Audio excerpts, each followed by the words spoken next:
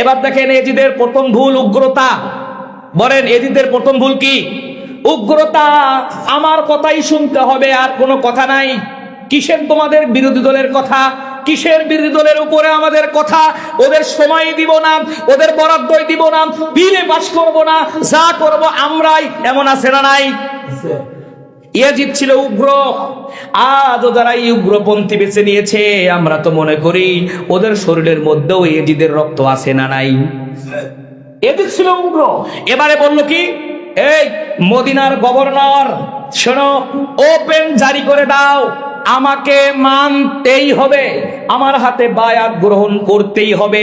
যদি এটা না শোনে পিটানো শুরু কর, জেলে ভরা শুরু কর, মেরে ফেলা শুরু কর।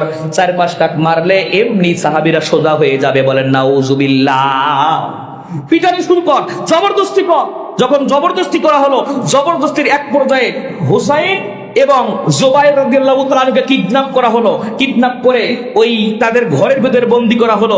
বন্দী করে বলা হলো, বলো তোমরা দুইজন আজকে যদি বলো যে আমরা বায়াত গ্রহণ করলাম, তাহলে বাকি লোকও করবে। আপনাদের দুজনকে বেশি ভালোবাসে। হুসাইন যদি বলে আমরা ইয়াজিদকে মানলাম, তাহলে সবাই মানবে, তুমি বলো।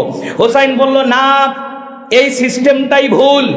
বাবার ছেলে খলিফা হবে, বাবার ছেলে বাবার জায়গায় বসবে, পীরের ছেলে পীর হবে, বদ্দিনাসীন পীর। এটাই খারাপ, এটাই হলো মোনার্কি সিস্টেম। বাবার ছেলে পীর, পীর ছিল বাবা, দাদা, দাদার ছেলে বাপ, বাপ মরে যাওয়ার পর ছেলে, তার ছেলে, তার ছেলে। এটাই ঠিক না, এটা ইসলাম দায়ের নাই, ইসলাম এটাকে সমর্থন করে না।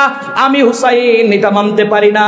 আমি চাই আমাদের মাঝখানে অনেক বড় বড় সাহাবী আছে, ওদেরকে মাঝখানে একজনকে আমরা খলিফা বানিয়ে নেই। এবার বলল, তাহলে তোমার থাকার উপায় নাই, মরতে হবে কিন্তু। হুসাইন বলল, ওকে, আমি এই দেশেই থাকবো না।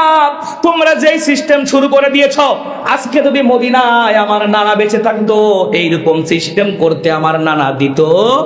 কিন্তু আমার নানা আজকে শুয়ে আছে, যেই মদিনায় আমার নানা শুয়ে, ওই মদিনায় আমি রক্তপাত হতে দিব? আমি রক্তপাত দিব না, আমি চলে যাব, আমি মক্কায় যাব। সেই সময় ছিল জুলহজ মাস, হজের মাস। ওই সময়ে মানুষের মারামারি বন্ধ ছিল। ইনি বলল, আমি মক্কায় যাব, মদিনায় রক্তপাত করা যাবে? আমার নানা শুয়ে আছে, ওই জায়গায় রক্তপাত করতে দিব না। মদিনায় থেকে মক্কায় চলে আসলেন, সাথে আসলেন জুবায়ের। জুবায়ের এবং হযরতে হুসাইন দুইজনেই তার পরিবারকে সাথে নিয়ে মদিনা থেকে মক্কায় আসলেন। সাহাবীরা কাতার দিয়ে দাঁড়িয়ে আছে। ও নবীর নাতি, আপনি যাচ্ছেন, আমরা তো মনে করতেছি এটাই মনে হয় আপনার সাথে আমাদের শেষ দেখা।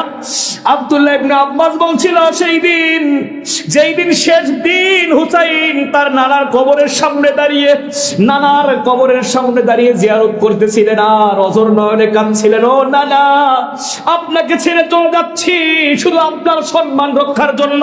ক্ষমতায় বসানো আমার চিন্তা নয়, আপনার সম্মান রক্ষা করব।